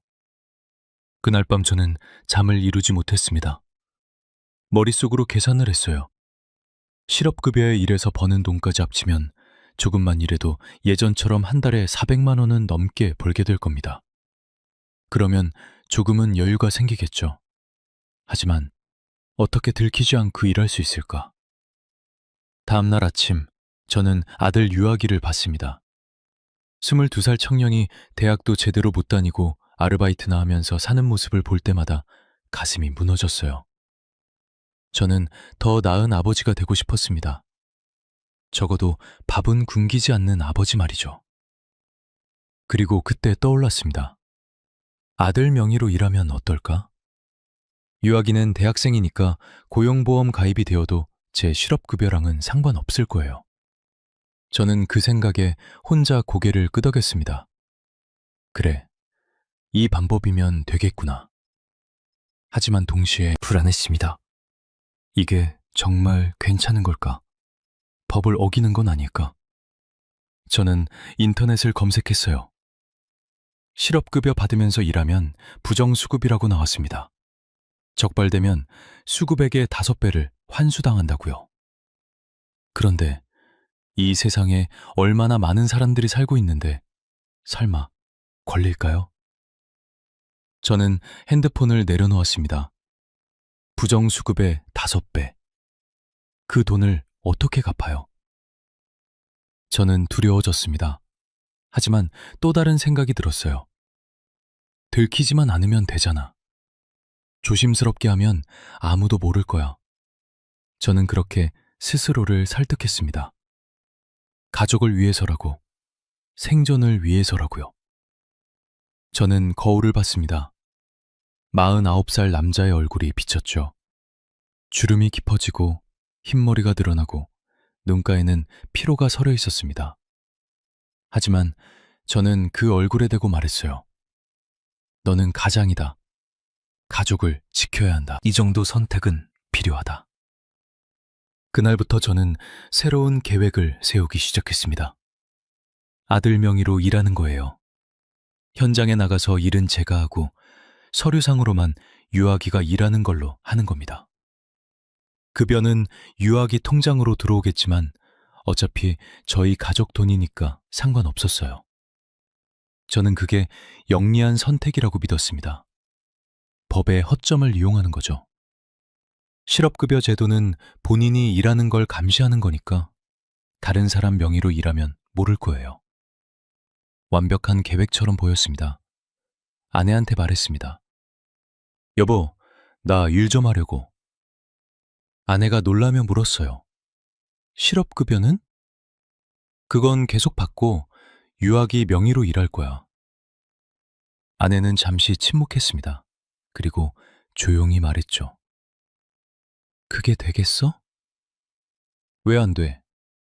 유아기는 대학생이고 나는 실업급여 받는 사람이고 서류상으로만 유아기가 일하면 아무도 몰라. 아내는 불안한 표정이었지만 반대하지는 않았어요. 우리 집 형편을 아니까요. 정말 부족하니까요. 저는 그날 밤 유아기한테 말했습니다. 유아가, 아버지가 부탁이 하나 있는데. 뭔데요? 내 명의로 아버지가 일 좀 하려고. 괜찮겠니? 유아기는 고개를 갸웃했습니다. 무슨 뜻이에요? 저는 설명했어요. 제가 실업급여를 받는 동안 유아기 이름으로 일을 하겠다고요. 유아기는 잠시 망설이더니 고개를 끄덕였습니다. 아버지가 필요하시면 괜찮아요. 저는 안도했습니다. 아들이 이해해 주니까요. 하지만 유아기의 눈빛 어딘가에 불안함이 서려 있었던 걸 저는 그때 눈치채지 못했습니다. 입금 문자를 한 번 더 확인했습니다. 그리고 머릿속으로 계산했어요. 여기에 일해서 버는 돈까지 합치면 한 달에 400만 원. 이제야 숨통이 트이겠구나. 저는 그렇게 생각하며 잠자리에 들었습니다. 제 양심 한구석에서는 작은 목소리가 들렸습니다. 이게 정말 괜찮은 걸까? 하지만 저는 그 목소리를 밀어냈어요. 가장의 책임이 양심보다 무겁다고 스스로에게 말하면서 말입니다. 저는 선택했습니다. 잘못된 선택을요. 월요일 아침, 저는 새로운 현장으로 향했습니다. 아들 유아기의 주민등록증 사본을 가방에 넣고요. 현장 사무실에 도착해서 서류를 작성했어요. 이름은 이유학, 생년월일은 유아기고, 연락처도 유아기 핸드폰 번호였습니다. 본인 맞죠? 현장 소장이 물었습니다. 저는 고개를 끄덕였어요. 네, 맞습니다. 거짓말이었습니다. 하지만 건설 현장의 정신없는 아침, 아파트 현장이기 때문에 몇백 명이 없는 사람들을 다 확인하기란 어렵다는 걸 전 알고 있었습니다. 소장은 절 의심하지 않았죠. 22살 청년이 일하러 왔다고 생각했을 겁니다. 제 외모는 49이지만 서류상으로는 22살이었으니까요. 일은 익숙했습니다. 20년 넘게 해온 일이니까요. 철근을 나르고 거푸집을 조립하고 시멘트를 부었습니다. 동료들은 저를 유학이라고 불렀어요. 처음에는 어색했지만 점점 익숙해졌습니다. 유학 씨, 여기 좀 도와주세요. 유학 씨, 점심 먹어요. 저는 그 이름에 대답했습니다. 이제 저는 이용수가 아니라 이유학이었어요. 서류상으로만요. 하지만 일하는 건 분명히 저였습니다. 한 달이 지났습니다. 급여가 유학이 통장으로 입금됐어요. 저는 그 돈을 인출해서 집으로 가져왔습니다. 실업급여랑 합치니 420만 원이 됐죠. 처음으로 여유가 생겼습니다. 아내가 말했습니다. 이제야 숨통이 트이네. 저는 고개를 끄덕였어요. 맞아요. 이제야 살만해졌습니다. 월세 내고 공과금 내고 식비 쓰고도 돈이 남았어요. 저는 편의점에서 소주를 샀습니다. 오랜만에 마시는 술이었죠. 저는 일에 익숙해졌습니다. 한 달에 15번 정도는 낮에 유학이 명의로 현장에서 일하고 저녁에는 고용센터 구직활동 신고를 하는 거예요. 한 달에 2번 정도 이력서를 내고 떨어지면 그게 증거가 됩니다. 실업급여는 계속 나오고 일해서 버는 돈도 계속 들어오고요. 2달째가 됐을 때 저는 자신감이 생겼습니다. 이게 먹히는구나. 아무도 의심하지 않는구나. 현장 동료들은 저를 젊은 유학이라고 생각했고 고용센터는 저를 성실하게 구직활동하는 실업자라고 생각했죠. 어느 날 저는 노트에 정리했습니다. 한 달 수입을 계산해 보니 440만 원 정도였어요. 실업급여랑 일해서 버는 돈 280만 원. 이전에 실업급여만 받을 때보다 2배 이상이었습니다. 저는 그 숫자를 보면서 뿌듯했습니다. 제가 영리하게 제도를 활용해서 가족을 지켰다고 생각했죠. 하지만 동시에 찝찝한 감정도 밀려왔습니다. 이게 정말 자랑스러운 일인가 하는 의문이었어요. 하지만 그 의문은 금방 사라졌습니다. 아들 유아기가 밥을 먹는 모습을 보면서요. 예전에는 라면이나 김치찌개만 먹었는데 이제는 고기도 가끔 먹을 수 있었어요. 저는 그게 좋았습니다. 아버지로서 뭔가 해주고 있다는 느낌이었죠. 현장에서 일하는 동안 저는 조심했습니다. 혹시라도 제 정체가 들통날까 봐요. 동료들과 너무 친하게 지내지 않았고 개인적인 이야기도 하지 않았습니다. 그냥 일만 하고 퇴근하는 거예요. 3달째가 됐을 때 저는 익숙해졌습니다. 이중 생활이 일상이 된 거죠. 낮에는 유아기, 밤에는 옹수. 현장에서는 젊은 대학생, 집에서는 49 가장. 저는 2개의 삶을 살았습니다. 아내는 저를 보며 말했습니다. 당신 요즘 피곤해 보여. 괜찮아. 일하면 당연히 피곤하지. 그래도 조심해. 몸 상하면 안 돼. 아내의 걱정이 고마웠지만 저는 멈출 수 없었어요. 한 달 내내 일하지 않고도 400 이상 벌 수 있거든요. 그건 상상할 수 없었습니다. 어느 날 저녁 유아기가 물었습니다. 아버지, 제 명의로 일하시는 거 괜찮으세요?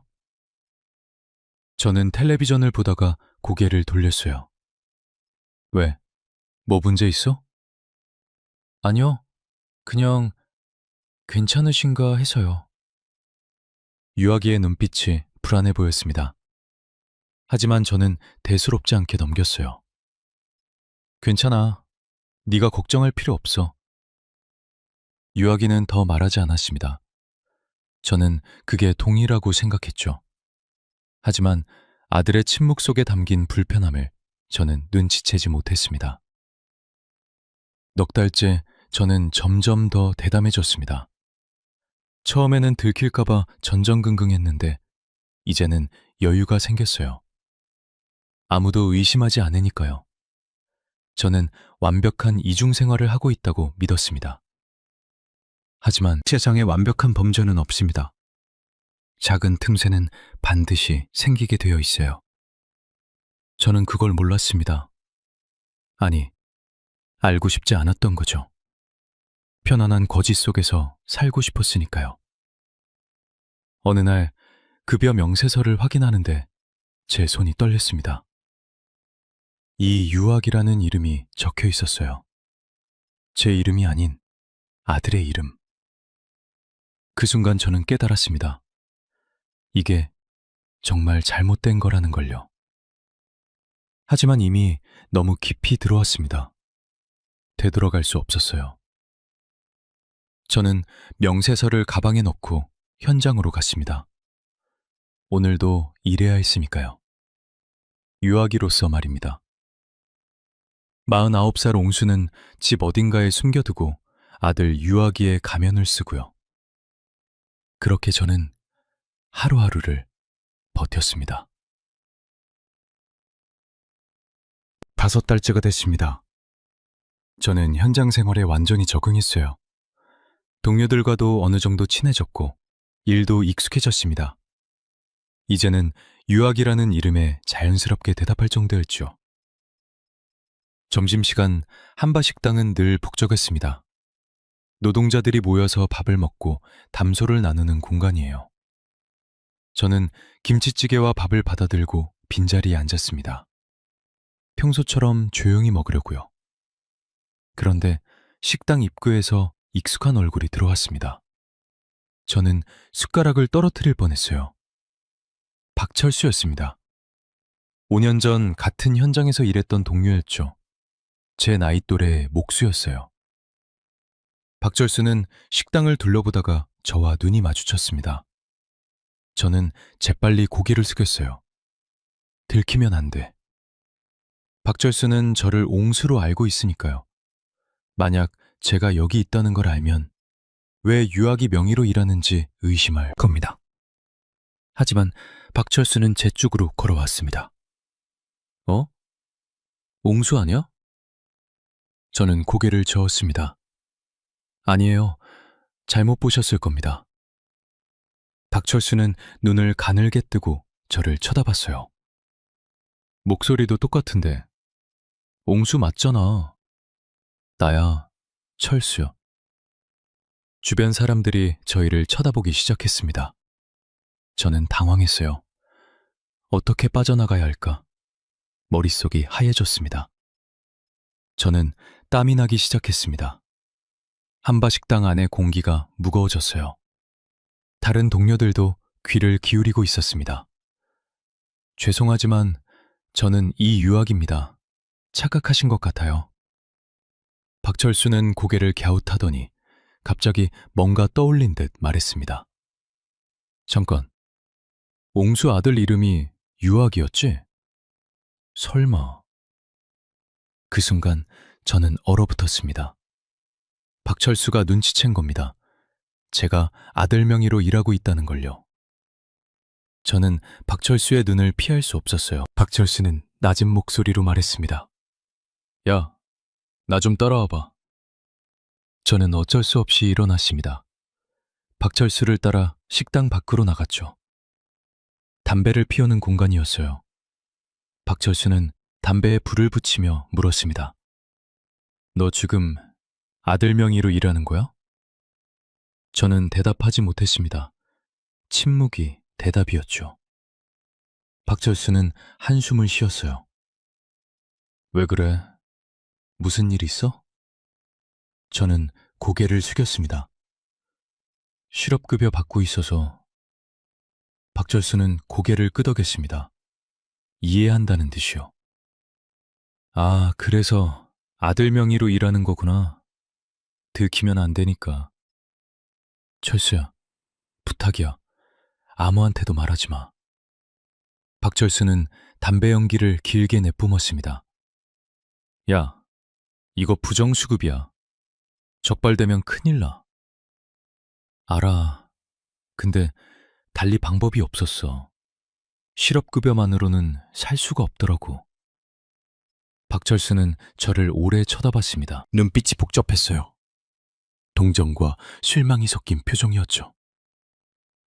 너 예전에는 성실하다고 소문났었는데 그 말이 제 가슴을 찔렀습니다. 맞아요. 저는 예전에 성실한 노동자였어요. 하지만 지금은 아들 명의로 불법 노동을 하는 사람이 됐죠. 제발 아무한테도 말하지 마. 나 진짜 어려워서 그러는 거야. 박철수는 한참을 고민하더니 말했습니다. 알았어. 내가 말 안 할게. 하지만 옹수야, 이거 오래 못 가. 언젠가는 들통나. 그때까지만 버티면 돼. 부탁이야. 박철수는 담배를 끄고 식당으로 돌아갔습니다. 저도 따라 들어갔어요. 하지만 밥맛이 없었습니다. 박철수가 앉은 자리에서 저를 쳐다보는 게 느껴졌거든요. 오후 작업 내내 저는 불안했습니다. 박철수가 정말 비밀을 지켜줄까? 만약 누군가한테 말하면 어떡하지? 제 정체가 들통나면 실업급여는 물론이고 일자리도 잃을 겁니다. 퇴근 시간이 됐을 때 박철수가 저한테 다가왔습니다. 옹수야, 조심해. 나는 말 안 할게. 하지만 다른 사람이 눈치챌 수도 있어. 고마워, 철수야. 박철수는 어깨를 두드리고 갔습니다. 저는 그 뒷모습을 보며 안도했어요. 일단은 넘긴 거죠. 하지만 동시에 불안감도 커졌습니다. 언제 또 이런 일이 생길지 모르니까요. 집으로 가는 버스 안에서 저는 생각했습니다. 박철수를 만난 게 경고인 것 같아요. 이 이중 생활이 언제까지 계속될 수는 없다는 거죠. 하지만 저는 멈출 수 없었습니다. 이미 이 돈에 익숙해졌으니까요. 현관문을 열고 들어갔을 때 아내가 물었습니다. 오늘 일은 어땠어? 저는 대답하지 못했습니다. 뭐라고 말해야 할지 몰랐거든요. 박철수를 만났다고? 들킬 뻔했다고? 그럼 아내가 불안해할 겁니다. 괜찮았어. 거짓말이었습니다.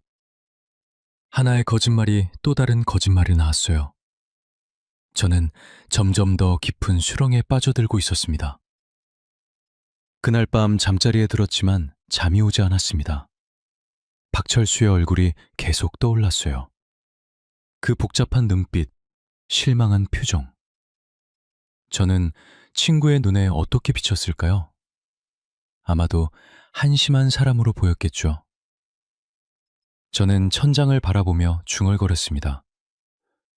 나는 뭘 하고 있는 거지? 대답은 없었습니다. 어둠 속에서 저는 혼자였고 제 선택의 무게가 점점 무거워졌습니다. 한바식당에서의 그 침묵, 박철수의 눈빛, 모든 게 제게 경고하고 있었어요. 하지만 저는 귀를 막았습니다. 듣고 싶지 않았으니까요. 일주일이 지났습니다. 박철수는 약속대로 비밀을 지켜줬어요. 하지만 저는 여전히 불안했습니다. 혹시 누군가 눈치채는 건 아닐까? 제 정체가 들통나는 건 아닐까? 그런 생각이 머릿속을 떠나지 않았죠. 어느 저녁 집에 돌아와서 텔레비전을 켰습니다. 뉴스가 나오고 있었어요. 앵커가 심각한 표정으로 말했습니다. 부정수급이 사회 문제로 떠오르고 있습니다. 최근 적발된 부정수급액이 1,000억 원을 넘어섰는데요. 저는 리모컨을 쥔 손이 굳었습니다. 화면에는 그래프가 나왔어요. 부정수급 건수와 금액이 해마다 증가하고 있었습니다. 리포터가 계속 말했죠. 특히 실업급여를 받으면서 몰래 일하는 사례가 급증하고 있습니다. 정부는 이에 대한 단속을 강화하기로 했는데요.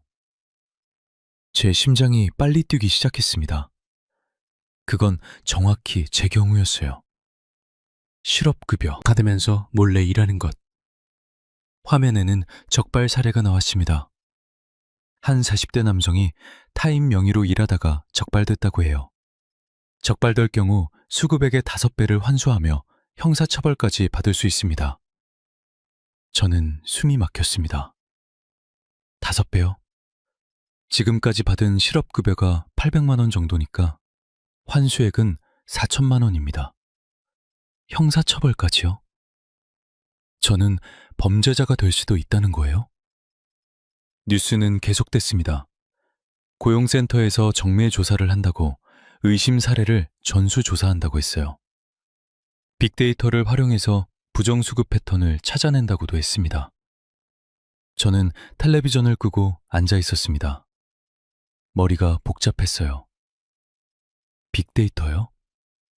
제 경우도 걸릴까요? 실업급여를 받으면서 유아기 명의로 고용보험이 가입된 게 시스템에 잡힐 수도 있잖아요. 아내가 부엌에서 나왔습니다. 당신 괜찮아. 얼굴이 새하얘. 저는 텔레비전을 가리켰습니다. 저거 봤어? 실업급여 부정수급 단속한대. 아내도 불안한 표정이 됐어요. 우리 괜찮겠지? 모르겠어. 만약 걸리면 4천만 원을 토해내야 해. 아내의 얼굴이 하얘졌습니다. 그 돈을 어떻게 갚아요? 저는 인터넷을 검색했습니다. 실업급여 부정수급 적발 사례를 찾아봤어요. 생각보다 많았습니다. 타인 명의로 일하다 걸린 사람, 허위 서류로 급여를 받다 걸린 사람, 다 있었죠. 하나같이 거액의 환수금을 물었고 일부는 징역형까지 받았습니다. 저는 손이 떨렸어요. 제가 그렇게 될 수도 있다는 생각이 들었거든요. 그날 밤 저는 잠을 이루지 못했습니다. 뉴스에서 본 숫자들이 머릿속을 맴돌았어요. 다음 날 현장에서도 그 뉴스가 화제였습니다. 점심시간에 동료들이 떠들었어요. 실업급여 부정수급 단속한대요. 5배 환수래. 와, 무섭네. 걸리면 인생 끝이겠다. 그러게요. 근데 부정수급하는 사람이 진짜 많나 봐요. 저는 그 대화를 들으며 밥을 먹었습니다. 목구멍으로 넘어가지 않았어요. 제 이야기 같았거든요. 저도 부정수급하는 사람 중 하나니까요. 박철수가 저를 쳐다봤습니다. 걱정스러운 표정이었어요. 저는 시선을 피했습니다. 박철수도 뉴스를 봤을 겁니다. 그리고 제 걱정을 하겠죠. 일주일 후 또 다른 뉴스가 나왔습니다. 실제로 부정수급자가 대거 적발됐다는 내용이었어요. 한 달 사이에 몇백 명이 넘는 사람이 걸렸다고 합니다. 저는 그 숫자에 충격을 받았습니다. 그렇게 많은 사람이 저와 같은 짓을 하고 있었다는 거예요. 저는 혼자가 아니었습니다. 하지만 그게 위로가 되지 않았어요. 오히려 더 불안했죠. 왜냐하면 많은 사람들이 걸렸다는 건 정부가 정말로 단속을 하고 있다는 뜻이니까요. 언제 제 차례가 올지 모릅니다. 저는 매일 불안에 떨었어요. 어느 날 저는 계산기를 두드렸습니다. 만약 제가 적발되면 어떻게 될까? 저희 가족이 3년은 굶어야 갚을 돈입니다. 저는 머리를 감쌌어요. 처음으로 진짜 두려움이 밀려왔습니다. 아내한테 말했습니다. 여보, 일 그만둘까? 왜? 무슨 일 있어? 뉴스 봤잖아. 단속한다잖아. 아내는 잠시 생각하더니 말했습니다.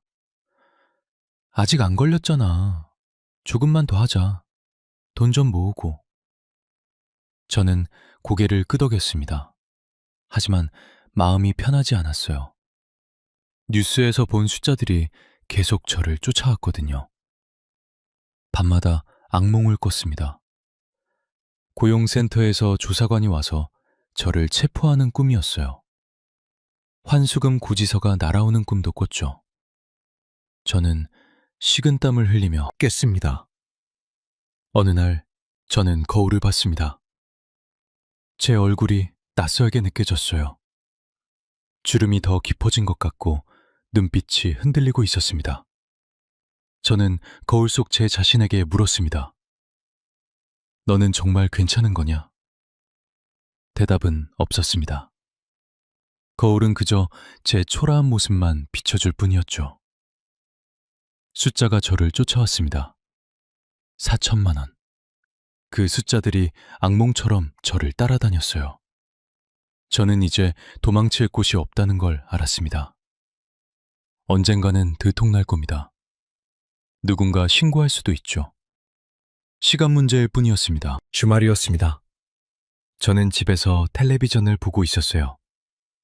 또 실업급여 뉴스가 나왔습니다. 이제는 채널을 돌려도 비슷한 내용이 나왔죠.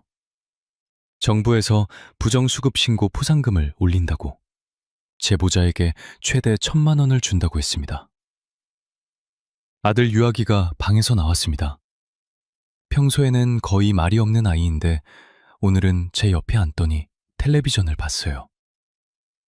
뉴스가 끝나자 유아기가 입을 열었습니다.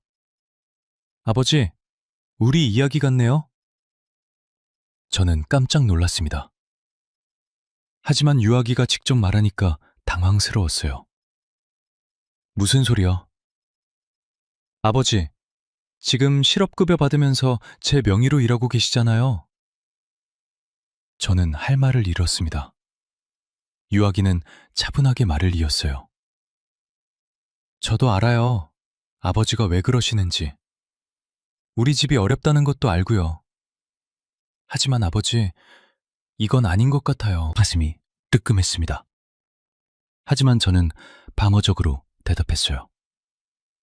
너는 몰라, 세상이 얼마나 힘든지, 가족 먹여 살리는 게 얼마나 어려운지. 유아기는 고개를 저었습니다. 이건 범죄예요, 아버지. 저는 목소리를 높였습니다. 범죄라니? 나는 정말 이랬어. 내 명의로 했을 뿐이지. 유아기는 조용히 말했습니다. 그게 바로 범죄예요. 실업급여 부정수급이요. 뉴스 안 보세요? 저는 말문이 막혔습니다. 유아기가 계속 말했어요. 아버지, 저는 한국에서 태어나서 여태까지 많은 혜택을 받으며 살았어요. 이젠 제 나라라고 생각해요. 언젠간 잡힐 수도 있어요. 그만하세요.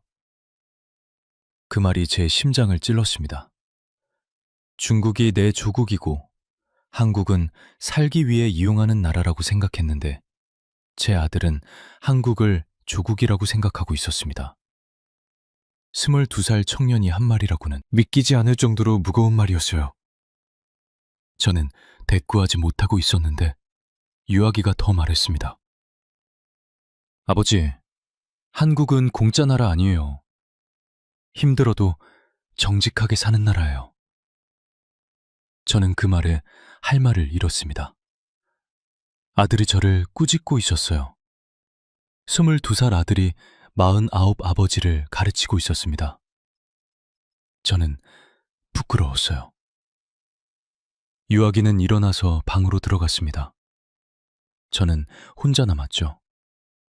텔레비전은 여전히 뉴스를 보도하고 있었지만 저는 아무것도 들리지 않았습니다. 아들의 마지막 말만 귓가에 맴돌았어요. 며칠 후 저는 유아기와 다시 마주쳤습니다. 저녁 식사 시간이었어요. 아내가 차려놓은 된장찌개를 앞에 두고 우리 세 식구는 침묵 속에서 밥을 먹었습니다. 유아기가 먼저 말을 꺼냈어요. 아버지, 실업급여는 그만 받으시고 일하세요. 저도 일할게요. 저는 숟가락을 놓았습니다. 너는 공부나 해. 이상한 소리 하지 말고. 저는 화가 났습니다. 너는 아직 어려서 몰라. 세상은 정직하다고 다 잘 되는 게 아니야. 유아기는 제 눈을 똑바로 봤습니다. 그래도 정직해야죠. 그게 사람이잖아요. 아버지, 제 명의로 계속 일하시면 저도 범죄자가 되는 거예요. 저는 입을 다물었습니다. 아들 말이 맞았어요. 유아기 명의를 쓰고 있으니 유아기도 연루되는 겁니다. 만약 적발되면 아들까지 피해를 입을 수 있죠. 저는 밥을 먹다 말고 방으로 들어갔습니다. 아들의 말이 가슴에 박혔거든요. 제 명의로 계속 일하시면 저도 범죄자가 되는 거예요. 저는 아들을 범죄자로 만들고 있었던 겁니다. 밤에 잠자리에 누웠을 때 저는 유아기의 말을 곱씹었습니다. 정직해야 한다고. 그게 사람이라고. 저는 정직하지 않았나요? 거짓말을 한 건 맞지만 가족을 위해서였는데요. 하지만 그게 변명이 될까요? 다음날 현장에서 일하는데 유아기 생각이 계속 났습니다. 아들의 실망한 눈빛, 비판하는 목소리. 저는 좋은 아버지가 되고 싶었어요. 하지만 지금 저는 아들을 범죄에 연루시키는 나쁜 아버지가 되어 있었습니다. 점심시간에 박철수가 다가왔습니다. 옹수야, 요즘 표정이 안 좋은데? 그냥 좀 피곤해서. 조심해. 요즘 단속 심하다잖아. 박철수의 말에 저는 고개를 끄덕였습니다.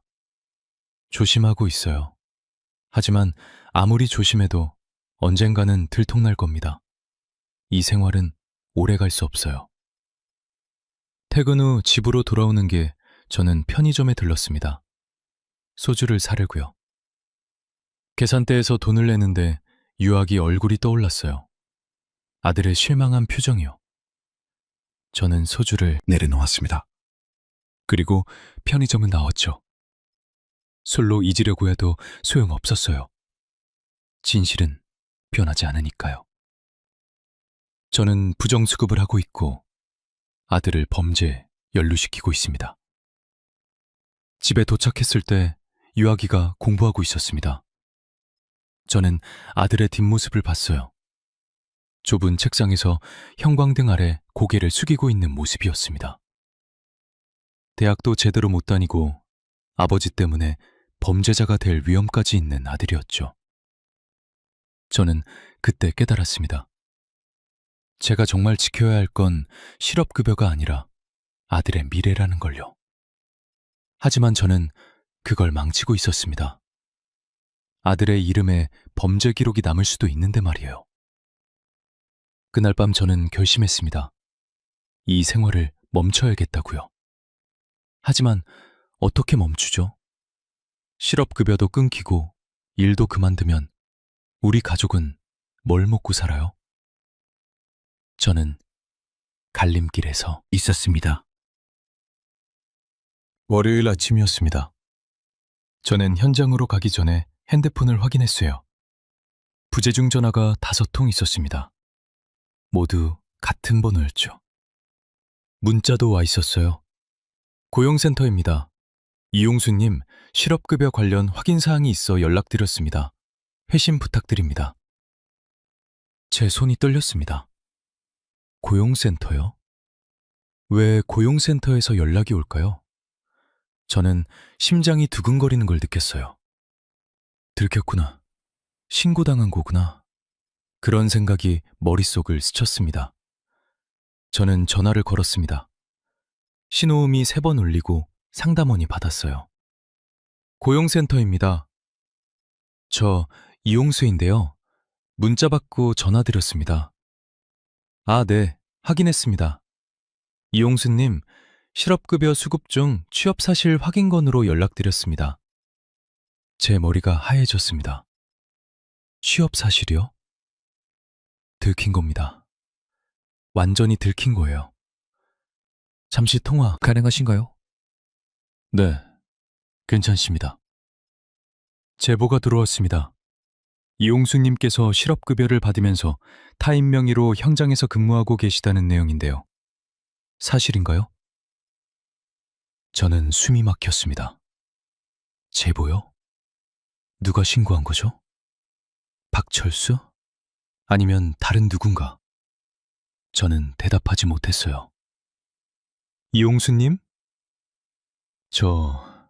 그게 사실 확인이 필요합니다. 오늘 오후 2시에 고용센터로 방문해 주시기 바랍니다. 조사관과 면담이 있습니다. 네, 알겠습니다.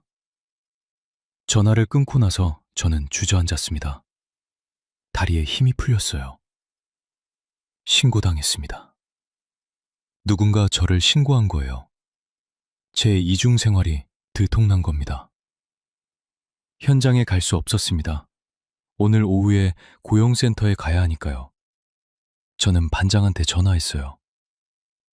반장님, 죄송한데 오늘 개인 사정으로 못 나갈 것 같습니다. 무슨 일이야? 급한 일이 생겨서요. 내일은 나오겠습니다. 거짓말이었습니다. 내일 나올 수 있을지도 모르겠어요. 만약 조사에서 부정수급이 확정되면 더 이상 일할 수 없을 테니까요. 집에서 기다리는 시간이 지옥 같았습니다.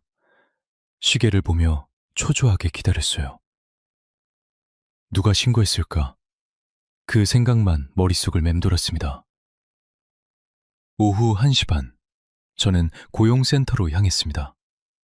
버스를 타고 가는 내내 손에 땀이 났어요. 이제 모든 게 끝이구나. 실업급여도 끊기고 환수금도 물어야 하고 형사처벌까지 받을 수도 있겠구나. 고용센터에 도착했습니다. 대기실에 앉아서 순서를 기다리는데 주변에는 저처럼 조사를 받으러 온 사람들이 있었습니다. 다들 불안한 표정이었죠. 제 이름이 호명됐습니다. 저는 조사관 앞에 앉았어요. 40대 중반의 남성 조사관이었습니다. 표정이 엄격했어요. 이용수님, 제보 내용 확인했습니다. 실업급여를 받으면서 아드님 명의로 건설 현장에서 근무하셨다고 하는데 사실인가요? 저는 목이 말랐습니다.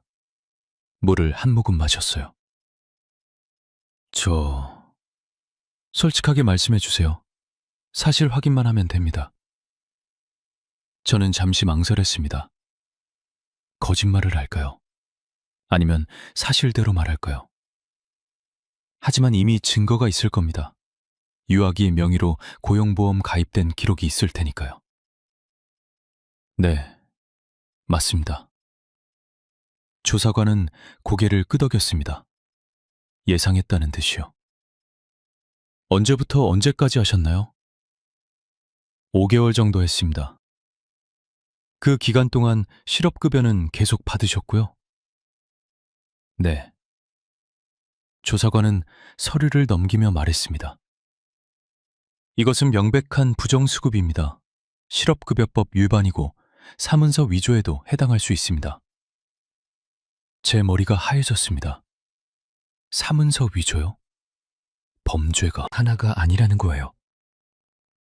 누가 신고했는지 여쭤봐도 될까요? 조사관은 고개를 저었습니다. 제 모자 신원은 보호됩니다. 말씀드릴 수 없습니다. 저는 고개를 숙였습니다. 박철수일 수도 있고 다른 동료일 수도 있고 아니면 전혀 모르는 사람일 수도 있죠. 중요한 건 제가 들켰다는 사실입니다. 이용수님, 수급하신 실업급여가 총 1,000만 원에 육박합니다. 환수급은 얼마나 나올까요? 케이스마다 다르지만 우선 기다려 보시죠. 조사관은 서류를 건네주며 말했습니다. 일주일 안에 최종 결정을 통보하겠습니다. 이의가 있으시면 신청하실 수 있습니다. 저는 서류를 받았습니다. 손이 떨려서 제대로 잡을 수가 없었어요. 조사관은 마지막으로 말했습니다. 참고로 아드님도 조사 대상입니다. 명의를 빌려준 것도 공범관계로 볼 수 있거든요. 그 말에 저는 정신이 번쩍 들었습니다. 유아기도요? 아들까지 조사받는다고요?